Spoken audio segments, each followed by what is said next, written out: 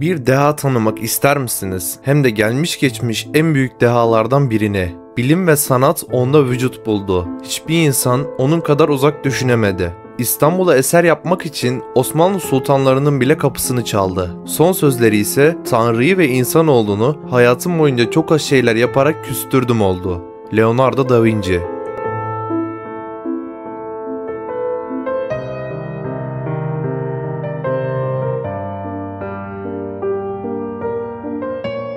İtalyan asıllı Leonardo di Ser Piero da Vinci, resim, heykel, bilim, mimari, mühendislik, müzik ve anatomi alanlarındaki çığır açıcı eserleriyle Rönesans döneminin şekillenmesindeki en önemli sanatçı, mucit ve dehalardan biri olarak kabul edilmektedir. En bilinen yapıtları arasında dünyanın en pahalı sanat eserlerinden biri olarak kabul edilen Salvator Mundi, Mona Lisa, Vitruvius Adamı, Son Akşam Yemeği gibi yapıtlar bulunmaktadır. Leonardo da Vinci, 15 Nisan 1452'de İtalya'nın Floransa kenti yakınlarındaki küçük bir kasaba olan Vinci'de Noter Messer Ser Piero da Vinci ve Caterina isimli bir köylü kadının evlilik dışı çocuğu olarak dünyaya geldi. Leonardo'nun doğduğu yıl babasının başka bir kadınla evlenmesi üzerine Leonardo'ya 5 yaşına kadar annesi baktı. Annesi bu sıralarda evlendirilince Leonardo büyük annesi ve büyük babasıyla yaşamaya başladı. Ancak 1466 yılında ikisinin de peş peşe ölmesi üzerine babası Leonardo'yu yanına aldı. Leonardo evlilik dışı bir çocuk olduğundan dönemin şartları gereği üniversiteye gitmeye hakkı yoktu. Ancak küçük yaşlardan itibaren resim yapmaya meraklı olan Leonardo'nun çizimleri babasının dikkatinden kaçmadı ve onları Floransalı resim ve heykel ustası Andrea del Verrocchio'ya gösterdi. Leonardo'nun çizimlerini beğenen Verrocchio onun yanına çırak olarak aldı. Çıraklığı süresince Leonardo resim, heykel, mimari, geometri, doğa bilimleri ve müzik gibi geniş bir yelpazede tecrübe edindi. 1482 yılında Verrocchio'nun yanından ayrılarak yeni bir başlangıç yapmak üzere Floransa'dan Milano'ya gitti. Sanatçı ve mühendis olarak Milano'da 2. Moro olarak tanınan Ludovico Sforza'nın hizmetine girdi. Milano'daki ilk işi 1483 tarihli San Francisco Grande Kilisesi şapeli için büyük bir altar panosunun orta bölümünü oluşturacak olan Kayalıklar Madonnası tablosu oldu. Leonardo bir yandan Sforza ailesinin merasimleri ve kent festivallerinde kullanılan dekorları ve kostümlerini tasarlıyor, öte yandan askeri mühendis ve mimar olarak da çalışarak bina, uçan makineler ve silah tasarımları yapıyordu. Figür eskizleri için yaptığı incelemeler Leonardo'nun insan vücuduna ve dolayısıyla anatomiye olan ilgisini artırdı ve 1480'lerde Leonardo bilimsel ve anatomi çalışmalarına ağırlık vermeye başladı. 1480'lerin sonlarında ise ilk kez insan vücudunun oranları, anatomi ve fizyoloji konularında çalışmalar yaptı. Leonardo, Milano döneminde her alandaki düşüncelerinden notlar almaya da başlamıştı. Çizimlerinde de yazılarında da solak olmasından ötürü soldan sağa doğru not alıyordu. Bu yazım şekli aynı zamanda mürekkebin bulaşmasını da engelliyordu. 1493'te Milano Dükü Ludovico il Moro'nun babasının anısına sipariş ettiği atlı anıtın çalışmalarını sürdüren Leonardo, atölyesinde dev boyutta kil modeller, kalıplar ve fırınlar hazırladı. Ancak bu sırada savaş patlak verdi. Bu heykel asla yapılamadı ve geriye sadece bu dönemde Leonardo'nun yaptığı eskizler kaldı. 1495 yılına gelindiğinde Ludovico il Moro bu sefer Leonardo'ya Santa Maria delle Grazie Manastırı'nın yemekhanesi için Son Akşam Yemeği konulu freskini ısmarladı. Ancak tahmin edilenin aksine bu eser Leonardo'nun en büyük fiyaskosu olarak biliniyor. Yeni fresko tekniğini ilk defa denemesi sonucu eseri tamamladıktan hemen sonra fresk bozulmaya başlamıştı. 1503'te tekrar Floransa'ya dönen Leonardo, Francesco del Giocondo'nun siparişi üzerine eşi Lisa del Giocondo'nun bilinen adıyla Mona Lisa'nın portresine başladı. Bu resmi tamamladıktan sonra hiç yanından ayırmamış, tüm seyahatlerinde yanında taşımıştı. 1504'te babasının ölüm haberini alan Leonardo, Floransa'ya geri döndü. Üvey kardeşleriyle miras paylaşımı üzerine anlaşmaya varamadılar ama çok sevdiği amcası tüm varlığını ona bıraktı. Bu dönemde Leonardo, çağdaşı olan iki büyük sanatçı Michelangelo Buonarroti ve Raffaello ile tanıştı. Raffaello, Mona Lisa'ya hayran kalmıştı ve hatta üzerinde çalışma imkanı bile oldu. Leonardo ile Michelangelo arasında bir çekişme vardı. Floransa yönetimi, hükümet konağı Palazzo Vecchio'nun büyük salonunun duvarlarını şehrin tarihine dair büyük duvar resimleriyle donatmayı kararlaştırmıştı. Leonardo'dan Anghiari Savaşı temalı bir resim istendi. Michelangelo'nun Cascina Savaşı konulu resmiyle karşılıklı sergilenmişti. sergileneceklerdi. Ancak her iki resim de bitirilemedi. 1472'de Leonardo, Floransalı ressamlar ve heykeltıraşlar loncasına kabul edildi. Bu sırada hala Verrocchio'nun yanında çalışıyordu. Bu dönemde ustası Verrocchio'ya İsa'nın vaftizi konulu bir resim siparişi geldi. Verrocchio, Leonardo'ya bu resimdeki meleklerden birinin yüzünü resmetme görevi verdi. Bu melek figürü Leonardo'nun kendine has tekniği sayesinde o kadar çok ilgi çekti ki Verrocchio'nun öğrencisinin yeteneği yüzünden resim yapmayı bıraktığı söylenmektedir. Çoğunlukla atölyedeki modellerle çalışan Leonardo, öte yandan da doğayı konu aldığı çalışmalar yapıyordu. 1473 yılında yaptığı Arno manzarası onun ilk desen ve eskiz çalışmasıydı. Ancak 1475 yılındaki Meryem'e Müjde bu alanda ustalaştığının kanıtı olmuştu.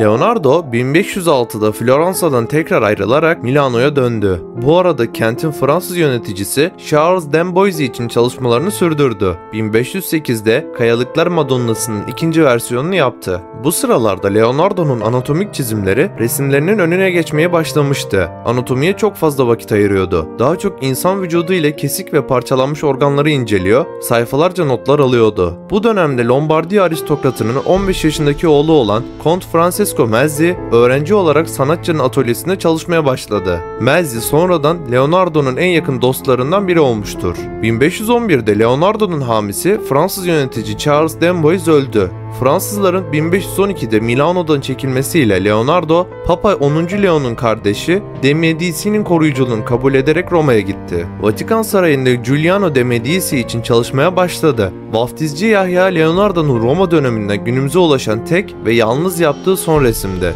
1513-1516 arasında Roma'da yaşayan Leonardo, Papa için geliştirilen çeşitli projelerde yer aldı. Anatomi ve fizyoloji alanında çalışmaya devam etti. Ancak Papa, kadavralar üzerine çalışmasını yasakladı. 1516'da koruyucusu Giuliano de Medici'nin ölümü üzerine Fransa Kralı 1. Francois'in davetiyle saray ressamı olarak Fransa'ya taşındı. Francesco Mezzi ve Salai ile birlikte Glauques Şatosu'nda kendisi için özel olarak hazırlanan konağa yerleşti. Leonardo da Vinci'nin en önemli eserleri: Salvator Mundi. Rönesans döneminin en önemli ressamlarından Leonardo da Vinci'nin eserleri halen adından sıkça söz ettirerek sanatseverler tarafından büyük ilgi görüyor. Ancak ünlü ressamın birçok tablosunun içinde en çok ön plana çıkanlardan birisi Salvator Mundi tablosu oluyor. Peygamber İsa'yı resmettiği erkek Mona Lisa olarak bilinen Salvator Mundi tablosunun 500 yıllık şanlı tarihinin yeniden ortaya çıkışının, restorasyonunun ve onaylanma sürecinin hikayesini gelin birlikte keşfedelim. 1500'lü yılların başında Leonardo da Vinci'nin Milano ve Cenova'nın fethinden hemen sonra Fransa Kralı 12. Louis'nin hizmetine girdiği ve Salvator Mundi'yi bu dönemde kral ve eşi Britanya Anne için resmettiği düşünülüyor. 1625'te Kraliçe Henrietta Maria'nın İngiltere Kralı Kral 1. Charles ile evlenmesi üzerine eseri İngiltere'ye götürdü ve 1763 yılına kadar İngiliz kraliyet ailesinin koleksiyonunu muhafaza edildiği biliniyor. Sonrası ise tam bir muamma.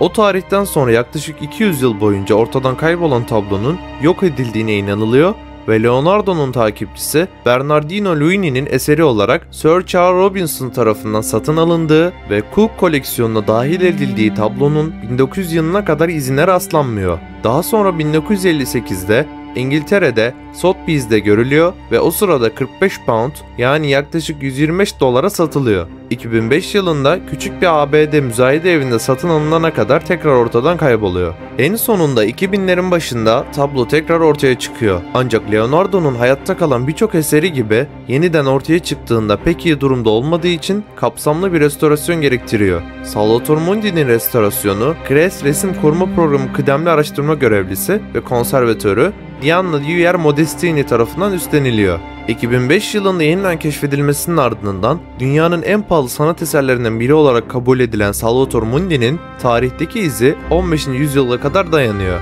2017'de Christie's'de düzenlenen açık artırmada tam olarak 450 milyon 300 bin dolara alıcısını bulmuştur. Mona Lisa. Leonardo da Vinci, tarihi bilgilere göre başyapıtı Mona Lisa'yı yapmaya 1503 yılında başlamış. Mona Lisa'nın gerçekte bir tüccarın karısı olan Lisa Grandini olduğunu düşünülse de Leonardo portreyi ölene kadar kendine saklamış. Daha sonrasında Fransız kralı 1. François tabloyu ilgililerden satın almış. Mona Lisa'nın kim olduğu ile alakalı bir teori daha var. Kimi sanat tarihçileri onun Da Vinci tarafından çizilmiş bir Salai portresi olduğu konusunda hemfikir. Salai, Da Vinci'nin asistanlarından biri ve asi kişiliğiyle tanınıyor. Da Vinci, Salai'nin tablosunu ayrıca da çizmiş olsa bile bu iki figür arasındaki benzerlik dikkat çekiyor. Tablo hakkındaki bir diğer görüşte aslında onun iki yüzün birleşiminden oluşması, yani yüzün yarısı Lisa'ya, diğer yarısı ise Salai'ye ait. Portrenin ilginç gülümsemesi de bundan kaynaklanıyor. Mona Lisa tablosu hakkındaki spekülasyonlardan biri de onun orijinal resim olmadığı yönünde. Mona Lisa tablosu Louvre Müzesi'nden 1911 yılında çalındı ve bu hırsızlık saatlerce fark edilmedi. Bunun sebebi ise müzedeki resimlerin müze fotoğrafçıları tarafından sık sık fotoğraf çekimleri için stüdyoya götürülmesiydi. 21 Ağustos 1911'de tablonun yerinde olmadığı fark edildi. Tam 12 saat sonra tablonun hala yerinde olmadığı görülünce çalındığı anlaşıldı. Tutulan özel dedektiflerle müzenin her noktası arandı. 49 dönümlük araziye kurulmuş Louvre Müzesi'nde tabloyu aramak tam bir hafta sürdü. Bu sürenin sonunda bir merdivenle girilen ve göz önünde olmayan bir odada tablonun çerçevesi bulundu. Tablonun çalındığı kesinleşmişti. Hırsız hakkında hiçbir iz yoktu. Tarihin en büyük sanat soygunu gerçekleşmişti ve tablonun kara borsada ne kadar edebileceği kestirilemiyordu. Louvre Müzesi arama süreci boyunca kapalı kaldı. Açıldığı zaman Mona Lisa tablosunun olduğu yerdeki boşluğu görmek isteyenler sayesinde müzenin ziyaretçi sayısı katlandı. Olay büyüdü ve bu tablo bir sanat ikonu haline geldi. Leonardo'nun Lisa'sı hiç olmadığı kadar ünlüydü artık. Hayatın içerisine Mona Lisa gülüşü gibi bir kavramı katan bu tablo, karakterin neredeyse tuvalden çıkıp canlanacakmış gibi duran yüz ifadesiyle Rönesans döneminin en iyi işlerinden biri olarak kabul ediliyor. Olayın üzerinden 2 yıl geçti ve tablonun kaybolduğu ya da kara borsada satıldığı konusunda artık herkes hemfikirdi. Louvre Müzesi tablodan ümidini kesmişken Fiorentinalı bir antikacıya şöyle bir mektup geldi. Mektup Leonardo adına imzalanmıştı. Leonardo da Vinci'nin kayıp eseri bende. Da Vinci İtalyan olduğuna göre tablo İtalya'ya ait. Antikacı Alfredo Geri mektubun gizemli sahibiyle buluştu ve tablonun orijinalliğini kontrol etti. Tablo orijinaldi. Tablo hırsızının ismi Vincenzo Peruggia'ydı. Garip olan ise Vincenzo'nun bu suçu kar sağlamak için değil, milliyetçi duygularla işlemiş olmasıydı. Hırsızlık anına gelirsek, Vincenzo Peruggia önceden müzeye girerek kendine gözlerden ırak bir oda bulmuş. Müzenin kapalı kalacağı günü bildiği için bir gün öncesinden müzeye giderek bu odada sabahlamış. Daha sonrasında tablonun bulunduğu odaya girerek tabloyu duvardan indirmiş. Sakladığı odada tablonun çerçevesini söküp atmış ve tabloyu saklayarak müzenin dışına çıkarıp ülkesine dönmüş. Dünyanın en ünlü tablosunun bu kadar kolay çalınabilmiş olması muhtemelen kendisi için de hayret verici bir deneyimdi. Mona Lisa'nın popülerliği o kadar büyük ki kendine ait bir e-posta ve e-posta adresi var. İnsanlar bu adreslere mesajlar atabiliyor ve Mona Lisa'ya her gün yüzlerce mesaj geliyor. Mona Lisa hakkında şiirler yazılıp şarkılar besteleniyor. Bu gizemli tablo hala tezlere, makalelere ve romanlara konu oluyor. Tablo şu anda Paris'teki Louvre Müzesi'nde sergilenmekte. Son akşam yemeği. 15. yüzyılda Dük Ludovico Sforza'nın isteği üzerine yapılmış olan bu fresk 4,5 metreye 8,8 metre olup adını Hazreti İsa'nın yakalanıp çarmıha gerilmesinden hemen önceki yemeğinden alıyor. Bu eserde Leonardo duvar üzerinde sulu boya tekniğini deneyerek oldukça öncü bir atılım yapıyor. Ancak Da Vinci'nin kullandığı teknik sanatsal açıdan her ne kadar başarılı olsa da zamana direnme açısından bir hayli başarısız oluyor. Çeşitli magazin hikayelerine göre 15. yüzyılın ünlü ressamı Kıyamet Günü hakkında Son Akşam Yemeği tablosunda dünyanın sona ereceği tarihe dair gizli ipuçları sakladı. İddiayı ortaya atan Vatikanlı araştırmacı Sforza Galizia 2010 yılında bir Da Vinci kodu var ve bu kod Dan Brown tarafından popüler hale getirilen değil dedi. Kaliforniya Üniversitesi'nde araştırmacı olarak Da Vinci el yazmaları üzerinde çalışan Galizia, bilgenin kıyametin 21 Mart 4006'da başlayacağını tahmin ettiğini iddia etti. Galizia'nın söylediğine göre Da Vinci, saldırıya uğramamak için mesajını tablosuna sakladı. Ancak bu mesajın tam olarak ne olduğu net değil. Makaleler, Galizia'nın matematiksel ve astrolojik bir bulmacayı çözdüğünü söylüyor. Ancak herhangi bir açıklama ve bana güvenin demesinden başka hiçbir kanıt yok. Yine de Da Vinci'nin hayatının sonlarına doğru bir dizi felaket sahnesi çizerek kıyamet olaylarına karşı ilgisini gösterdiğini söyleyebiliriz. Sahneler gökten yağan ateşleri ve kaynayan denizleri gösterirken eşlik eden notlar bulutların görünümünü tartışıyordu. Bazıları çizimlerin Da Vinci'nin zamanında yaşanan fırtınalar ve depremler gibi olayları tasvir ettiğini düşünüyor olsa da tarihçiler bu olaylara dair bir kanıta rastlamış değil. Sanatçının felç geçirmesi ve ölümü. Kısa bir süre sonra geçirdiği felç sonucu bedeninin sol tarafı etkilense de çalışmalarına devam etti. Ancak resim çalışmalarını ağırlıklı olarak öğrencisi ve kadim dostu olan Melzi yapıyordu. Fırça pek kullanamıyor olsa da çizime ağırlık veriyor, desen çalışmaları ve tufan konulu gerçeküstü çizimler yapıyordu.